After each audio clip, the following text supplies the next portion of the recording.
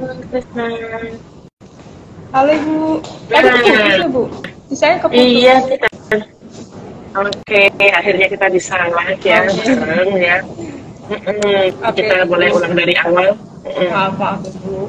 Tadi nih Bu, lanjutin dong Bu. Apa sih frugal living itu Bu? Oke, frugal living ini istilah sekarang ya. Istilah kerennya zaman now, anak zaman now. Tapi kalau zaman dulu itu sepertinya sering disebut itu sebagai hidup hemat. Hidup hemat itu artinya hidup kita mengurangi pengeluaran ya demi tujuan yang lebih mulia, misalnya untuk masa depan. Katakanlah misalnya kita bisa mendapatkan penghasilan 5 juta, katakanlah ya. Tapi mungkin kita tahan-tahan diri ya, kita bisa hanya memakai 3 juta, sehingga kelebihannya 2 juta. Nah, sebenarnya ini adalah pilihan hidup ya.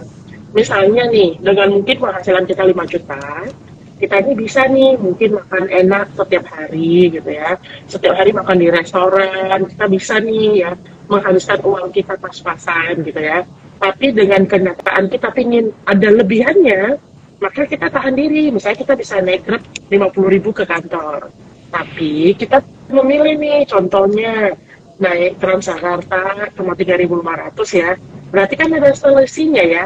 Nah, itu kita nabung.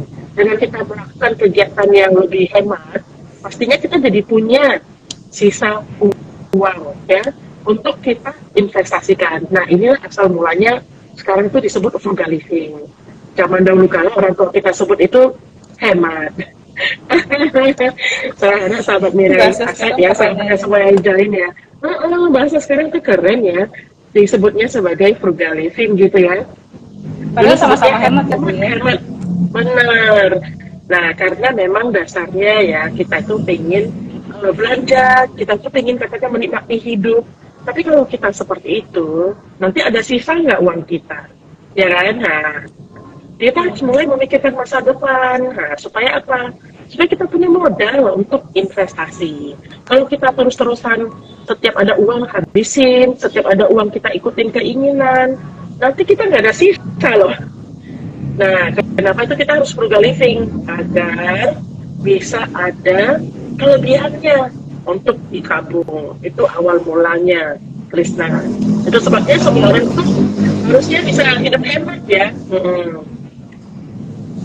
Iya, Bu. Nih Bu, sesuai sama topik cara kaya dari saham. Terus hubungannya sama frugal living. Emang frugal living itu bisa bikin kita kaya Bu? Nah, ya bisa. Kalau uangnya banyak. Kalau Ya. uangnya banyak, kalau uangnya dikit, Nah, kalau uangnya dikit, ya, maka mesti memfokuskan diri mencari penghasilan tambahan.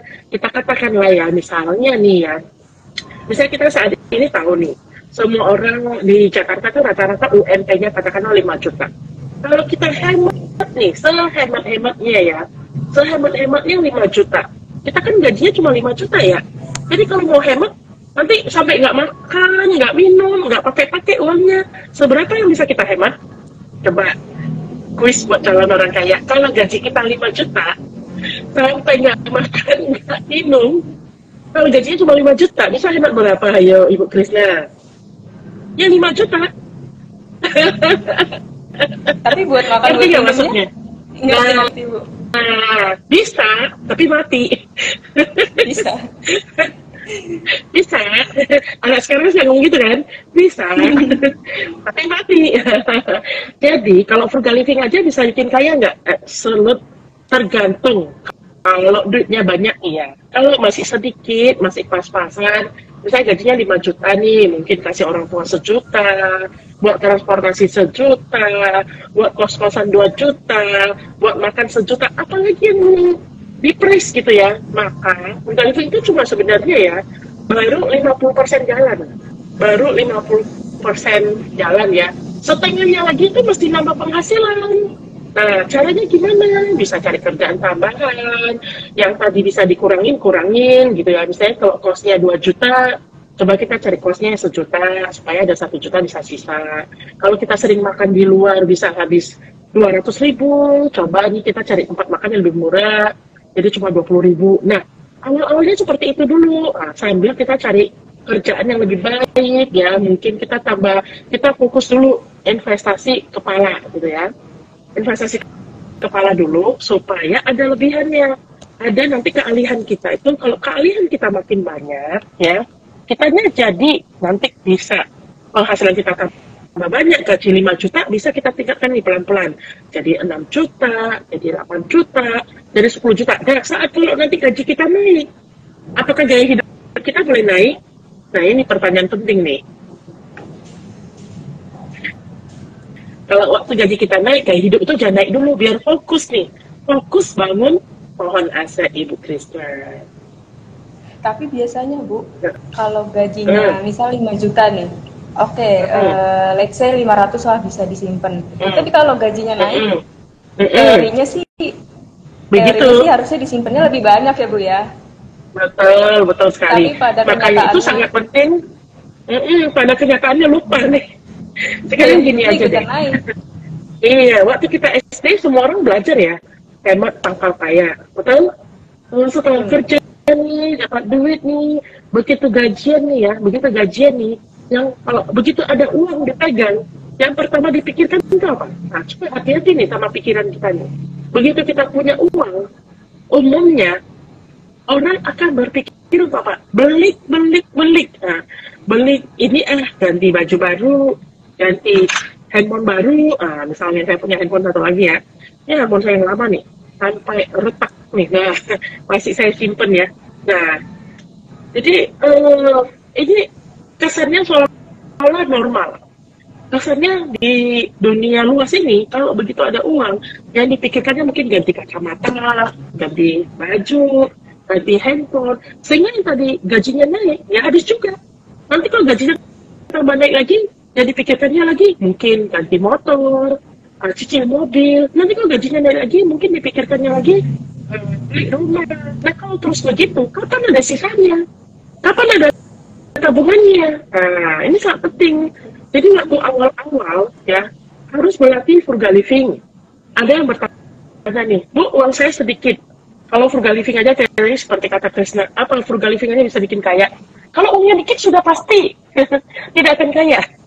Karena masih ada PR satu lagi, yaitu memperbanyak penghasilan. Kalau gajinya 5 juta, coba energinya dipikirkan bagaimana gajinya jadi 10 juta, jadi 20 juta, jadi 30 juta. Tahukah kita, ada orang di dunia ini yang dengan gampangnya bisa bergaji 100 juta per bulan loh. Nah, kenapa orang itu bisa begitu? Karena dia pasti punya keahlian. Jadi waktu gaji dikit, kita harus sisihkan tuh fokusnya ke tambah ilmu dulu. Tambah ilmu ikut kursus, misalnya kursus masak, kursus komputer, belajar investasi saham, belajar investasi reksadana, pikirkan itu gitu loh. Sambil nambah penghasilan, kerjaan gitu. Nah, sambil nanti begitu kalau benar penghasilannya naik nih, tahan agar selisihnya ini bisa kita investasikan. Kalau kita investasikan, ya nantinya kita bisa membuat pohon aset. Lama-lama pohon asetnya nanti makin besar. Ya gitu, Ibu Krishna. Oh, berarti frugal living aja itu cuma apa ya? Little part dari cara jadi kaya gitu ya Bu ya. Berarti yang terpenting itu adalah ngumpulin duit dulu. Betul. Kalau nggak ada duit, apa nih yang mau di frugal living ya? Berarti bisa disimpulkan cara kaya pertama adalah punya uang dulu, penghasilan yang besar dulu gitu. Baru nanti frugal living ini untuk menekan pengeluaran. Betul. Cara dapetin mengumpulkan uang ini selain kerja ada lagi nggak ya Bu? Oh, sebenarnya di zaman sekarang ya, banyak sekali sumber-sumber penghasilan ya untuk anak zaman sekarang ya. Selain kerja, kita harus bisa nih, terutama sebenarnya punya keahlian dulu. Jadi sebelum kita bisa menghasilkan uang, kita tuh harus punya banyak keahlian. Contoh nih, mungkin di waktu luang kita bisa bikin kue ya. Kita harus memproduksi sesuatu. Bisa kita bikin kue, nanti bisa jual kue. Bisa kita misalnya membantu orang lain gitu ya. Mendapatkan uang itu bisa menukarkan jasa, waktu, dan produk ya. Menukarkan jasa sewaktu saya masih muda nih ya. Saya tidak punya uang ya. Saya tidak punya modal. Saya tidak punya juga toko orang dagang seperti sekarang ya. Jadi yang saya punya itu hanya ilmu. Saya bisa matematika, saya bisa fisika, saya bisa kimia gitu ya. maka yang saya lakukan itu adalah menelaah apa sih yang saya punya gitu ya. Ternyata saya bisa matematika, maka saya buka kelas private matematika, dan itu bisa menghasilkan penghasilan sampingan ya. Jadi cari segala cara. Ada teman saya dia suka nulis, ya, bahkan tulisannya itu sudah jadi novel. Ada teman saya tuh suka nyanyi, digali. Kita punya keahlian apa? Suka nyanyi, jadi dia sering bantu orang kondangan jadi penyanyi. Ada teman saya bahkan tidak punya keahlian apa-apa, ya, bisa bantu di restoran Sabtu Minggu misalnya jadi apa. Kalau tidak hanya kerja, maka salah satu cara lainnya itu adalah investasi. Ya, kita bisa belajar nih, ambil tenaga untuk belajar ilmu-ilmu investasi. Ikuti misalnya kelas teknikal, ya, kelas fundamental yang tadinya kita sisihkan. Nah, kita bisa nih belajar cara menghasilkan uang dari saham misalnya. Nah, cara misalnya jadi trader. Jadi dipikirkan tuh dapat penghasilan. Berbagai cara itu bisa. Nah, itu dia. Ini perlu saya tambahkan ya, mengenai uang nih, ada 3 tahap ya, 3 tahap dalam mengumpulkan uang ya. Tahap pertama adalah tahap akumulasi. Nah, ini tahap pertama.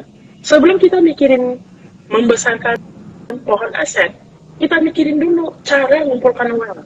Pertama tadi kata Krisna soal kerja, betul, tidak harus bekerja. Kerja itu berarti menukar keahlian dengan pembayaran yang orang bayar ke kita, ya, itu kerja. Yang kedua bisa juga dengan cara berdagang. Untuk berdagang ini butuh modal, butuh barang, butuh keahlian, barangnya beli di mana, akan jual ke siapa. Cara ketiga bisa juga menukarkan tadi jasa. Kita kalau bisa matematika, maka kita menjadi guru les matematika. Kita bisa masak, maka kita misalnya membantu orang buat kue. Jadi ketika masih bunga-bunga itu ya, pikirkan segala cara bagaimana menghasilkan uang dari diri kita. Nggak harus kerja, bisa dagang, bisa menjual jasa. Zaman sekarang banyak kan? Nah, jadi anak muda sekarang tuh pikirkan tuh, ada 3 tahap tadi ya, mengumpulkan uang. Ya. Nah, namun kalau sampai tahap mengumpulkan uang nih, kita udah sampai tahap mengumpulkan uang. Maka tahap kedua itu adalah tahap mengelola. Disinilah kita kalau sudah mengelola nih, uang sudah banyak, harus kita bisa kelola nih. Yang mana uangnya buat kebutuhan, yang mana buat invest ya. Baru nanti tahap ketiga, yaitu bagaimana membesarkan pohon aset. Nah, seperti itu ya Ibu Krisna ya. Jadi kalau dibilang frugal living itu cuma baru the part of mengelola keuangan. Paling penting itu bagaimana memikirkan membesarkan pohon aset. Setelah kita menabung ya. Nah, kita sekarang fokus kepada membangun pohon aset. Mau beli saham apa, invest ke apa, agar pohon aset kita makin besar. Seperti itu, Ibu Krisna. Ayo coba Ibu, kita yang mau bertanya. Silakan. Berarti ada, tadi saya simpulin ya Bu, ada 3 ya Bu ya. Pertama kita ngumpulin uangnya dulu. Apa yang mau diinvestasiin kalau nggak ada uangnya kan. Terus kalau udah ada uangnya, baru yang kedua itu dikelola. Berarti step keduanya itu mengelola uang. Baru yang ketiga kalau udah tumbuh baru di maintain ya Bu ya. Benar. Di maintain, diawasin, ya dipupuk gitu ya, supaya pohon asetnya jangan mudah lekas terbang gitu atau terbakar petir. Kita jangan sampai salah investasi gitu ya. Kita harus hati-hati menjaga uang kita. Nah, dalam tahap ini berarti kita harus memilih instrumen yang tepat ya, beli saham apa yang tepat. Kita kan maunya pohon aset kita makin besar ya. Nah sekarang ada di tahap mana nih sahabat-sahabat yang ada di sini? Tahap mencari uang, mengumpulkan uang, mengelola uang, atau yang tadi ketiga maintain ya, membangun pohon aset. Betul, yang mana coba? Boleh tunjuk tangan yang mana tuh sudah sampai tahap maintain pohon aset nih? Kalau saya masih tahap 1 Bu, masih mengumpulkan uang. 1 ya, kerja. Bagus. Justru ya tahap kalau yang lain gimana nih? Itu sudah harus bisa nih. Ya, coba yang lain gimana nih? Kalau kita kasih pilihan nih sahabat yang ada di sini nih, ada 40 orang nih. Sudah sampai tahap apa ya kira-kira? Tadi tahap 1 mengumpulkan uang, tahap kedua mengelola, ketiga maintain. Udah pada tahap mana nih? Udah pada tahap mana? Nah, kalau Ibu Krisna masih tahap ketiga sekarang. Saya pertama Bu, ini ada baca komen tahap ketiga. Tahap ketiga, saya sendiri sudah tahap ketiga sebenarnya. sambil tahap 1. Nunggu pohon aset tetangga berbuah. Wah, mantap sekali Pak Ivan. Nanti kalau pohon aset berbuah, pohon tetangga berbuah, ingat dipinjam ya gitu ya. Nah, jadi kalau di tahap 3 ini bukan berarti kita berhenti ya, kita maintain terus, kita tenang-tenang. Kalau bisa tahap 1 itu terus berlanjut. Karena di tahap 1 ini kan berarti mengumpulkan uang ya. Bayangkan kalau kita udah punya pohon aset, menghasilkan dividen, ya kan. Kemudian kita juga masih kerja. Nah, ini namanya kita menambah penghasilan gitu ya. Saya tidak ada kripto. Saya terus terang saya tidak ada kripto. Saya masih ini nih konvensional nih di saham dan reksadana. Memang sekarang lagi hype kripto ya, itu kembali ke masing-masing. Saya tidak ada rumah, tidak ada motor, tidak ada mobil, tidak ada kripto.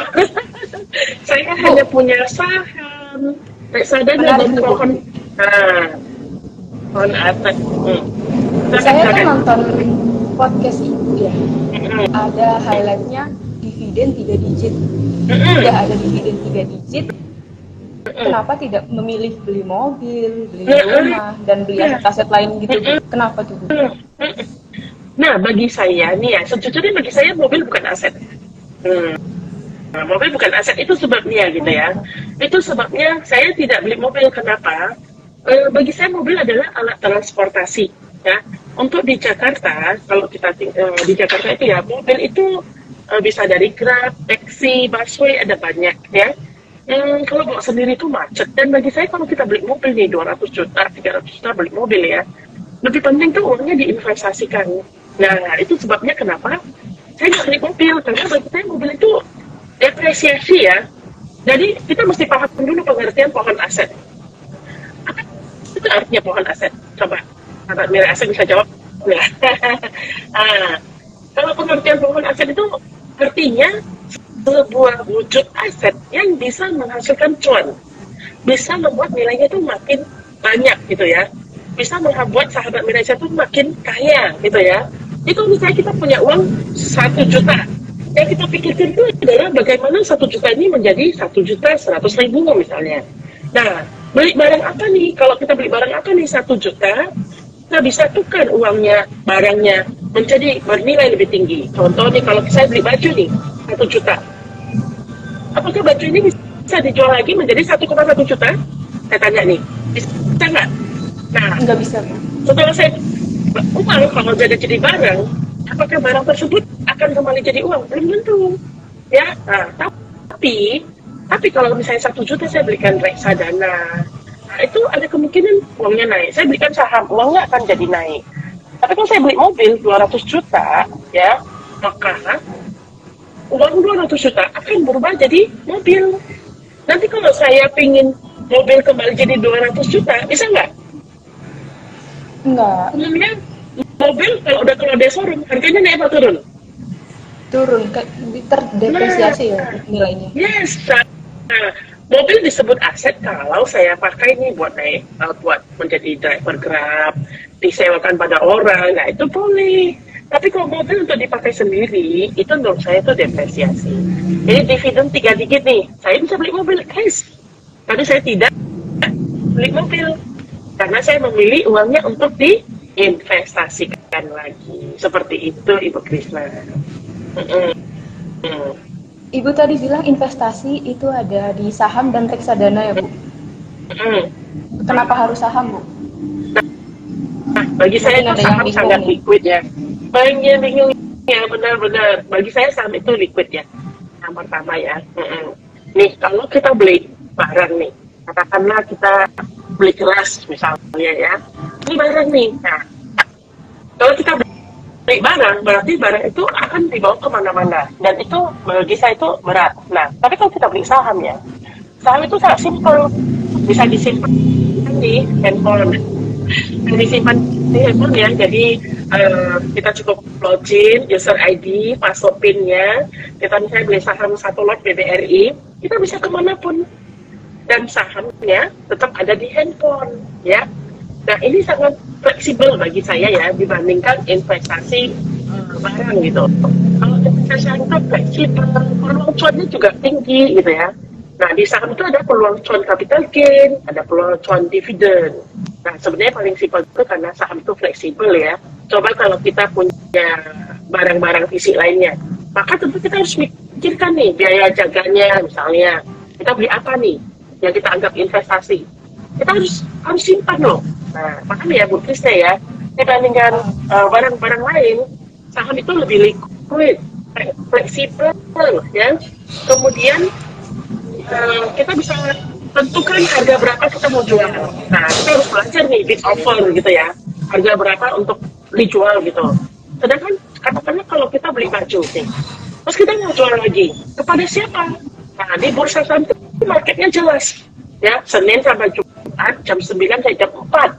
Nah, kita ready nih depan layar, kita bisa pilih mau beli apa, jual apa, sangat fleksibel sebagai alat investasi. Itu sebabnya saya pilih saham.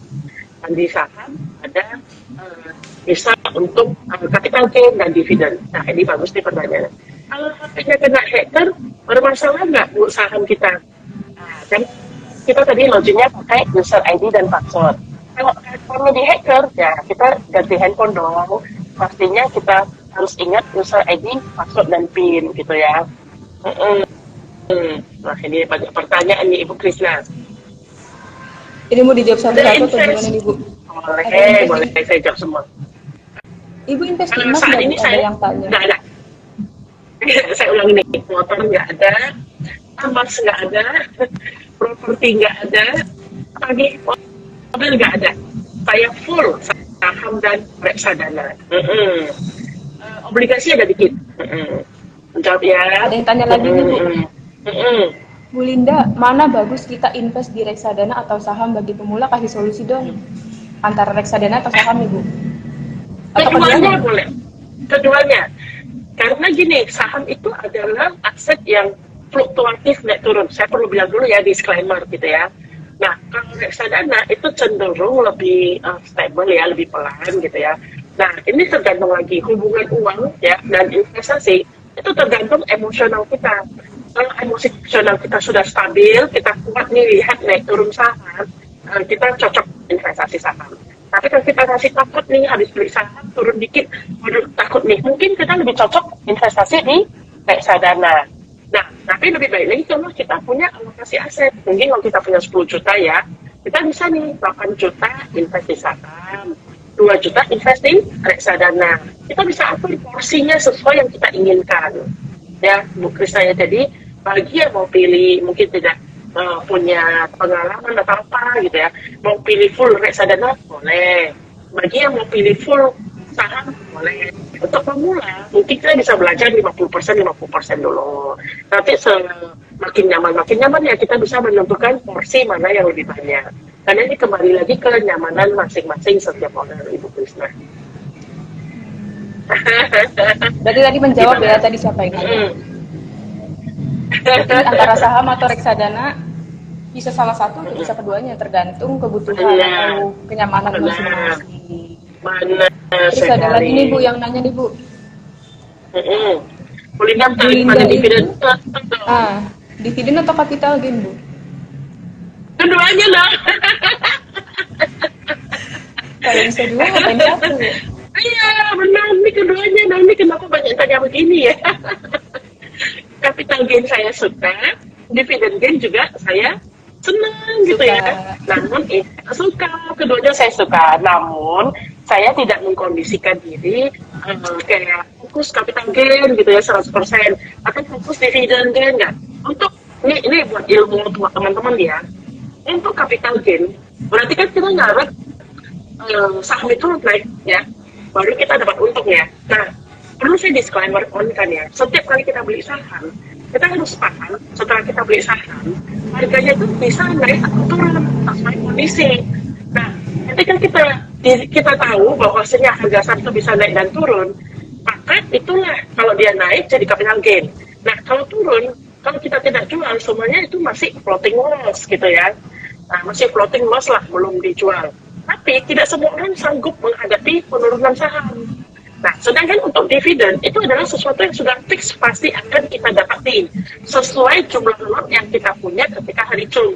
Nah, bagi saya itu cuan dividen gain itu pasti, sehingga boleh dikatakan porsi saham saya, porsi aset saya untuk dapat dividen itu lebih banyak dibandingkan porsi aset saham saya untuk capital gain. Nah, itu yang bisa saya sharingkan. Bu, saya mau nanya nih. Kan saya masih di tahap awal ya, mengumpulkan uang buat modalnya juga ya masih modal anak muda lah ya Bu ya. It's okay. Katakanlah under 1 juta nih Bu. Nah, Ibu boleh kasih apa ya saran atau solusi step by step gitu Bu bagi yang modalnya masih minim kayak saya Bu. Modalnya untuk membangun pohon aset dari modal yang masih minim. Oke, saya akan sharing ya. Pohon aset itu tidak melulu tentang harta, ya. Pohon aset itu ada 3 sebenarnya, ada 3. Nah, khusus IG Live kali ini 30 orang yang ada di sini saya bilang nih, ya. Pohon aset itu ada 3. Yang pertama adalah pohon aset berupa aset. Ini aset ya, seperti ada yang tadi saya bilang, bisa saham, ya, bisa reksadana, apapun itu, ya, bahkan royalti, ya, atau mungkin uang rental, atau mungkin kita punya sesuatu yang bisa menjadi capital gain dan dividen, itu berupa harta. Itu yang pertama. Yang kedua, pohon aset kedua itu adalah relasi. Ini maksudnya apa? Kalau kita berteman dengan banyak orang, ya, mungkin nanti kita dapat peluang dari situ. Nah, ini namanya pohon aset relasi. Yang ketiga adalah pohon aset ilmu, ya. Nah, jadi ketika masih muda nih, uang masih dikit, ya, tapi kita harus fokuskan diri itu porsi paling besar itu adalah di ilmu dulu. Nah, jadi kalau uang kita masih dikit nih, kita bisa simpan 1 bulan 1 juta. Coba pastikan kita mungkin ngambil 200.000, ya. Kita ikut kursus bahasa Inggris, atau bikin kue, atau mungkin jahit baju, atau mungkin make up, apapun itu keahlian yang nanti akan menjadikan pohon aset kita berikutnya. Paham ya? Nah, kita juga bersosialisasi, ya, kita mungkin sebulan sekali bersosialisasi dengan teman-teman yang sevisi. Karena bagaimanapun peluang itu bisa datang daripada relasi-relasi kita. Jadi tidak melulu nih kita bisa simpan 1 juta ya. Kita tidak melulu nih 1 juta hanya fokus di saham. Kita harus kembangkan juga pohon aset relasi dan pohon aset ilmu, ya. Nah, jadi kalau uangnya masih dikit, saran saya fokus mulai dari investasi ilmu dulu, leher ke atas. Isi dulu nih, apa nih kira-kira, gitu ya. Tambah ilmunya terus. Nah, karena kita masih tahap akumulasi, gitu, ya. Jadi nggak usah buru-buru mikirin harta dulu, mikirin ilmu dulu deh. Gitu. Nanti kalau ilmu kita banyak, otomatis uang kita nanti akan datang banyak juga. Oke, berarti kalau modalnya masih minim, jangan fokus ke apa ya namanya, uang, tapi harus investasi leher ke atas dulu ya Bu. Yang tadi ada 3 pohon aset. Betul sekali. Sampai kita tetap harus rutin ya. Benar, kita harus rutin. Misalnya kita tadi bisa nabung 1 juta, itu sudah sangat bagus. Nah, kita pikirkan gimana caranya kita bisa nabung misalnya 2 juta. Itu kan dari segi uang ya. Tapi kalau kita benar hanya bisa simpan 1 juta, kita pikirkan nih, oh saya 200.000 buat ilmu, 100.000 buat networking gitu misalnya, maka 700.000 saya buat ilmu. Sambil itu kalau nanti networking dan ilmu kita benar, yang tadinya kita bisa simpan 1 juta, kita ada penghasilan tambahan. Nah, sekarang kita bisa sehingga jadinya lebih simpanannya dari 2 juta, 3 juta ini ya. Nah, baru nih mulai pelan-pelan nih. Jadi itu semua kayak compounding gitu. Kalau kita rutin nabung 1 juta tanpa investasi ya, simpan uangnya di bantal ya, itu butuh 83 tahun baru jadi 1 miliar. Semua di sini punya uang 1 miliar dong. Nah, itu kalau tanpa investasi ya. Nah, tapi gimana kalau kita pikirkan 1 juta itu saya invest di instrumen yang datangkan return 1 tahun 15% katakanlah.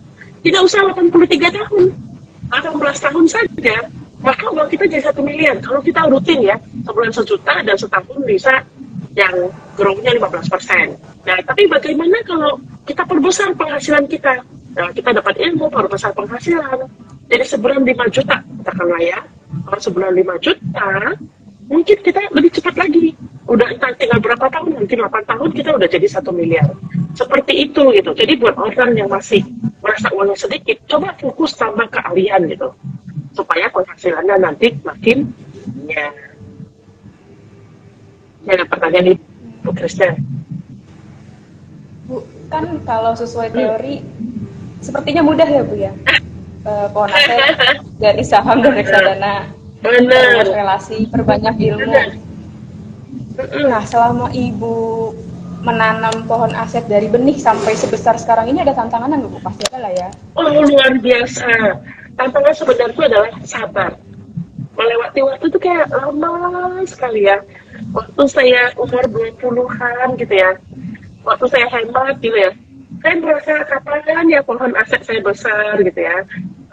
Itu tantangannya. Tantangan itu bagaimana itu handle rasa sabar. Handle keinginan gitu loh. Kok kayaknya ini uang kagak nunggu-nunggu gitu ya. Disimpan 1 juta, 1 tahun baru 12 juta. 12 juta itu 365 hari loh. Oke, lama sekali ya. Sampai 1 miliarnya. Nah, tapi begitu kita fokus nih nama silat ya. Tadinya sebulan bisa simpan 1 juta ya. Kemudian sudah bisa simpan 2 juta. Tantangan lainnya datang. Yaitu tantangan mengelola keinginan kita. Emang itu gampang kalau uangnya dikit. Tapi emang akan susah kalau uangnya banyak. Karena nature-nya otaknya tiba-tiba punya cabang nih. Lihat baju di mall, aku bisa nih mau beli gitu. Nah ini sudah di bagian kedua nih. Kalau tadi tantangan pertama itu dapat uang. Tantangan kedua itu uang udah banyak. Nah uang udah banyak, maka tantangan berikutnya itu bagaimana nahan diri nih. Nah itu yang saya alami Ibu Krisna ya. Jadi waktu saya umur 20-an nih, dari saya bisa nabung 1 juta sebulan, tiba-tiba misalnya saya bisa nabung 3 juta. Wah, saya dapat 3 juta nih. Apa saya cicil mobil aja ya? Nah, gitu-gitu nih. Apa saya beli baju ya? Apalagi kalau zaman sekarang tuh tantangan terbesarnya tuh karena medsos. Teman kita besok mau jalan-jalan ke Eropa, aduh kan pengen gitu. Teman kita nanti lebaran udah pada bahas nih ke Jepang, ke Korea gitu. Tapi kita pohon asetnya masih tauge. Nah ini tadi tantangannya yaitu mengelola rasa FOMO, mengelola rasa ingin gitu. Ini luar biasa. Tapi zaman saya dulu itu nggak ada IG, nggak ada itu ya, nggak ada medsos. Jadi saya nggak tahu teman saya ke luar negeri kemana, saya nggak tahu. Saya fokus kepada pohon aset saya gitu. Mungkin kalau dulu saya tahu teman saya lagi di mana, mungkin saya ada keinginan ya, supaya habis dong. Nah gitu. Jadi saat teman-teman saya itu pada liburan ke Eropa, cicil mobil, cicil rumah, saya nggak tahu. Karena kan saya nggak ngikutin ya, nggak follow gitu ya. Apalagi zaman waktu itu IG belum ada gitu ya. Nah, jadi sangat beda tantangan anak zaman now dan saya dulu. Saya dulu tidak sempat lihat kebun orang lain. Anak zaman now itu lihat kebun orang lain kok hijau ya. Dia pakai baju baru, dia pakai motor baru, mobil baru, rumah baru, pasti pingin dong. Akibatnya apa? Maka mulai berhutang, nggak mau kalah. Nah, tantangannya tadi itu pertama sabar, kayak lama sekali ya. Yang kedua itu mesti ngalahkan perasaan nggak mau kalah itu. Kita harus fokus nih bangun pohon aset. Jangan pikirin nggak usah deh buru-buru menang, nggak usah. Nanti seiring waktu nih ya, teman-teman kita mungkin menang tapi mereka habis. Nah, kita harus fokus nih, pilih mana nih? Pilih punya pohon aset miliaran dulu, baru menikmati, atau ya udah nikmati aja terus. Sama orang yang tahan itu nanti dia sudah punya pohon aset miliaran, nah cemburu deh. Gitu Ibu Krisna. Bener Bu. Ini ada pertanyaan Ibu Krisna. Harus sabar, terus harus gengsi lah Bu ya. Saya sendiri masih gengsi sih Bu. Itu wajar karena kamu masih muda ya. Jadi anak muda itu pingin secepat mungkin. Nah itu saya alami. Jadi ini sekarang saya bisa ngomong gini karena akhirnya ternyata cara saya rupanya benar. Yaitu cara yang dulu saya 20-an 30 itu hemat-hemat. Ini usia saya sudah 40-an. Pohon aset sudah terbentuk, sudah dapat dividen seharga mobil. Apa kata nih sahabat saya yang dulu rajin jalan-jalan gitu ya, rajin menikmati, rajin self healing, rajin reward. Apakah pohon aset mereka sebesar saya? Belum tentu. Jadi hidup itu pilihan nih. Nahan-nahan dulu di awal, menikmati nanti. Atau udah nikmati aja sekarang, sengsara belakangan. Ayo, mau yang mana?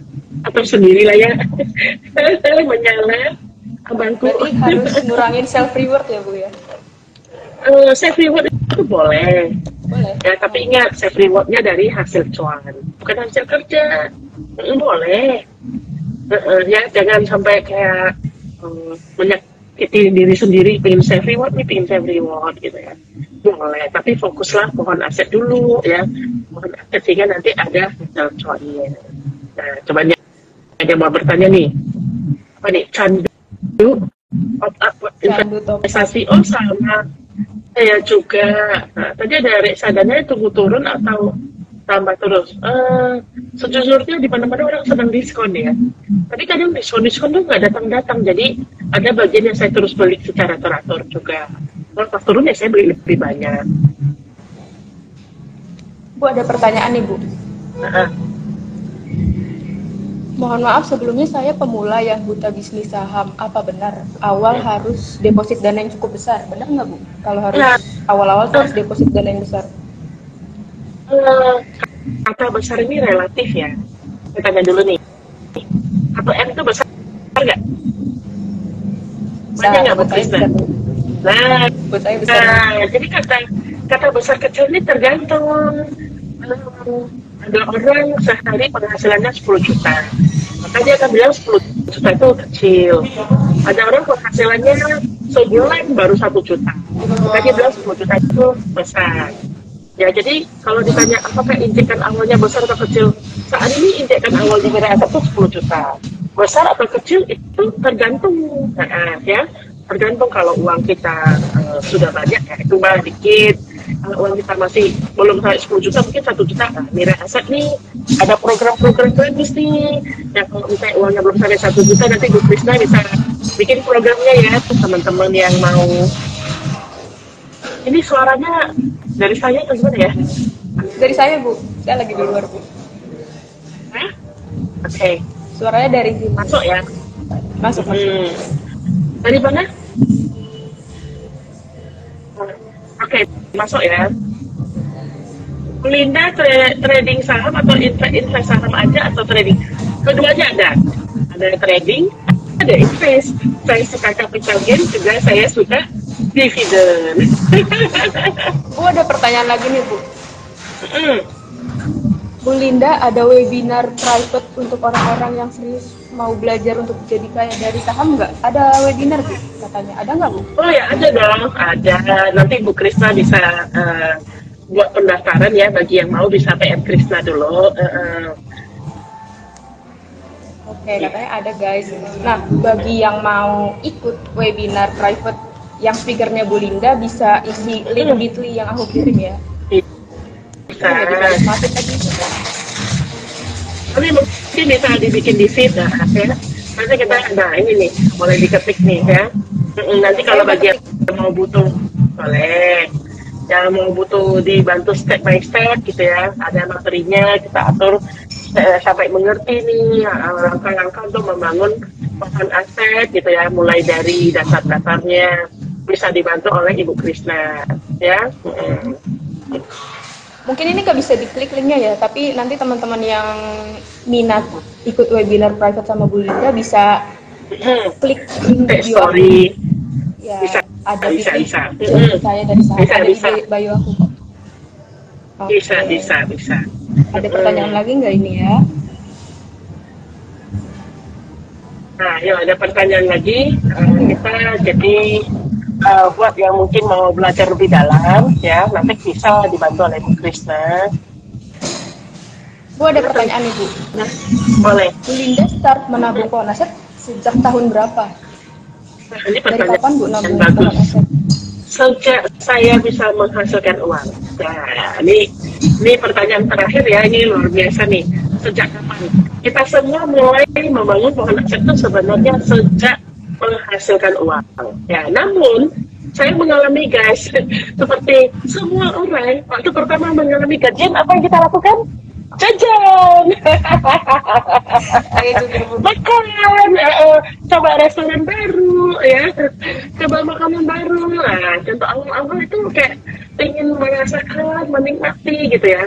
Namun setelah berlangsung beberapa bulan, nah ya, jajan, makan, coba kafe baru ya. Setelah 1-2 bulan, berapa bulan ya, saya pikir, kok uang saya habis ya. Kok tiba-tiba nggak Kemana ada? aja nih uang saya? Iya, apalagi mama saya tanya nih, hasil kerja di Jakarta apa anakku? Makanya ditunjukin perutnya. Ini mak, ada semua di perut. Disitulah tiba-tiba kayak muncul kesadaran, aduh sayang sekali ya, nih uang kok jadi hilang gitu ya, habis gajian terbit nggak belajar, setuju.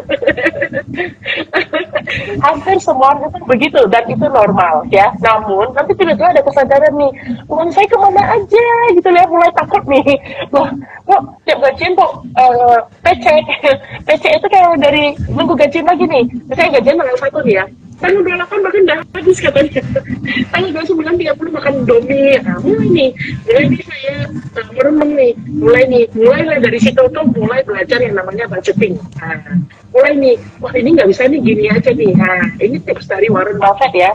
Pas waktu saya baca buku, Warren Buffett bilang, menabungnya itu di awal, bukan di akhir. Nah, ini tips yang sangat bagus ya.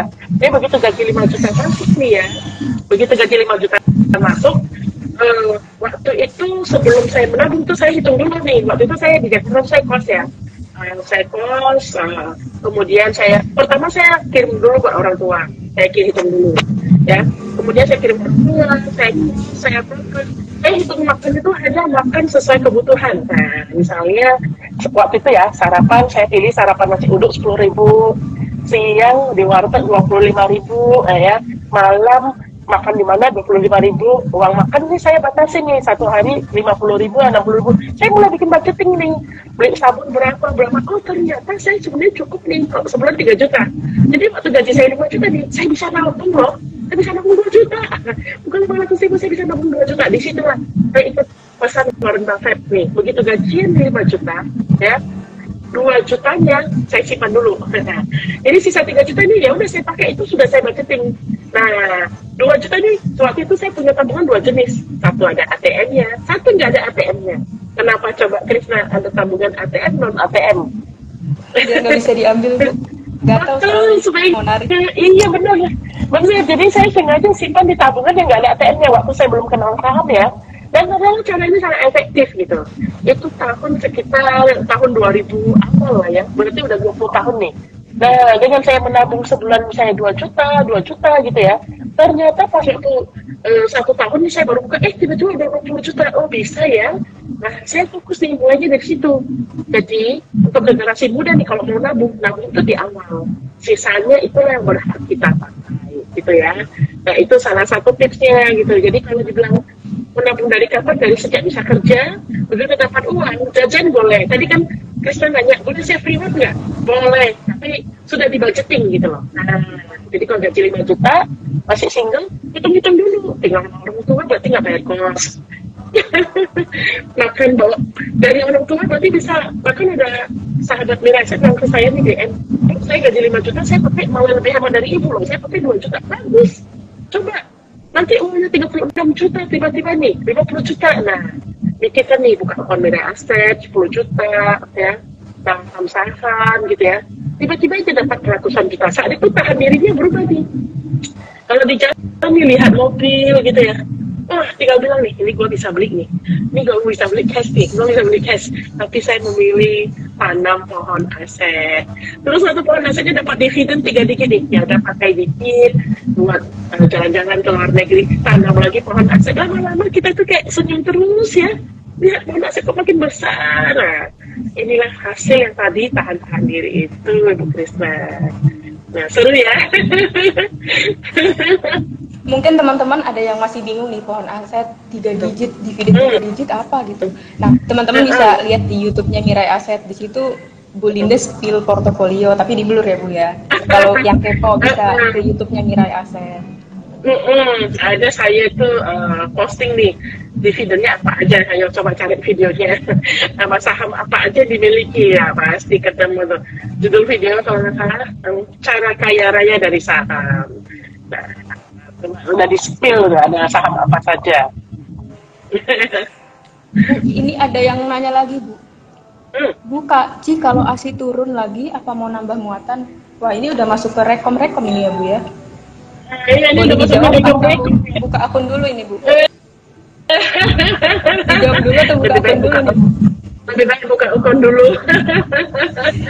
Buka akun dulu, Kalau terus mau nanti buka jawabannya, buka akun dulu, nanti boleh private ke Bu Linda. Udah masuk ke rekom-rekom nih, udah masuk ke dapur rahasia nih. udah jam 8 ini Bu Krisna. oh iya. Pas 3 menit Ini lagi masih kita. banyak pertanyaan yang belum kejawab. Coba Ibu Krisna Teman-teman bisa pilih, nanya ya. lagi. Mungkin bisa nanya-nanya lagi di webinar selanjutnya ya. Teman-teman itu aja isi link. Nih, linknya bisa saya kirim ulang ya. Oke. Kalau nggak bisa diklik ada di bio aku. Nah ini gampang kok. bit.ly. Wah, gampang diingat nih. Jadi kaya dari Jadi saham. huruf kecil semua ya. Rekomendasi nabung saham 2024. Sebenarnya dari dulu sampai sekarang ya, nabung saham itu simple kok. Belilah saham-saham bagus ya, yang blue chip ya. Itu juga udah sering disebut di video Mirai Aset gitu ya. Nah, jadi kalau pengen tahu lebih deep, ada 2 syaratnya nih. Satu, jadi nasabah Mirai Aset dulu dong. Jadi nasabah Mirai Aset dulu. Yang 2, isi linknya dikasih Bu Krisna. Nanti kita kasih ya webinar private ya, hanya buat yang memenuhi syarat pastinya. Nanti akan di-spill nih saham-saham apa aja pilihan Bu Linda nih ya, buat jadi pohon aset ya, buat disimpan bulanan gitu ya, supaya kita bisa tiap bulan simpan saham ya Ibu Krisna ya. Iya, ini buat teman-teman yang pertanyaannya belum kejawab bisa disimpan dulu, terus nanti ditanyain lagi di webinar ya. Makanya isi link yang barusan dikirim atau klik di bio aku. Bu, nggak kerasa Bu, udah mau jam 9 Bu. Bener sekalian, luar biasa ya. Iya.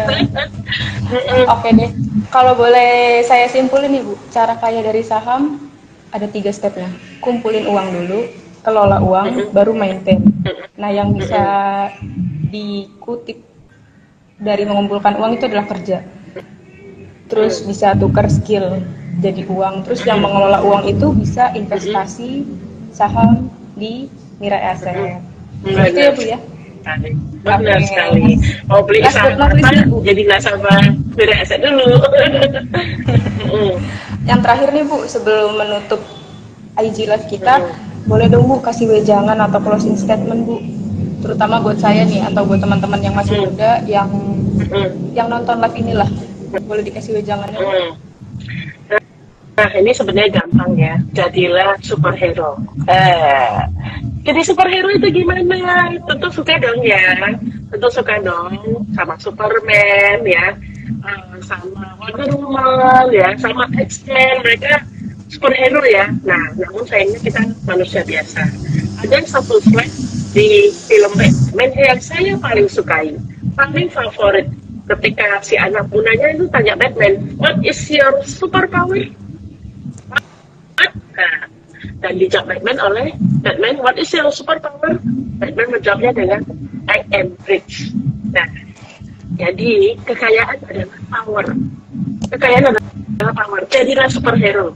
Artinya jadilah orang kaya. Kalau kita kaya, kita punya power. Kita punya power buat nolong keluarga kita.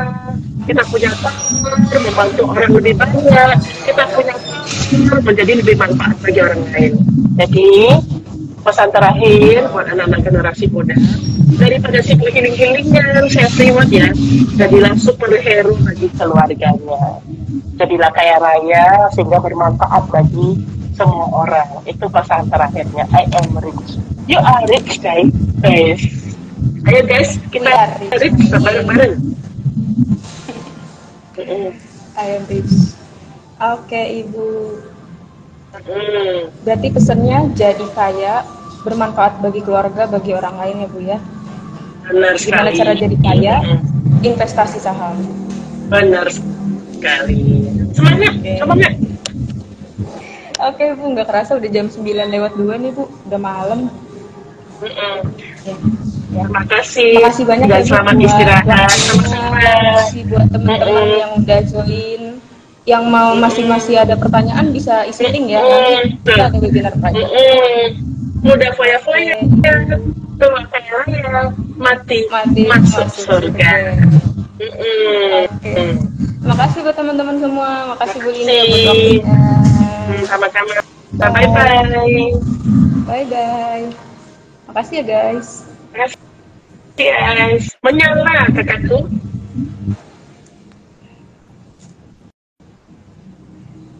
Di close. Thank you. Bye-bye. Bye-bye. Di close dari Ibu aja. Oke. Oh ya, dari saya ya. Ya. Bye-bye semuanya. Bye.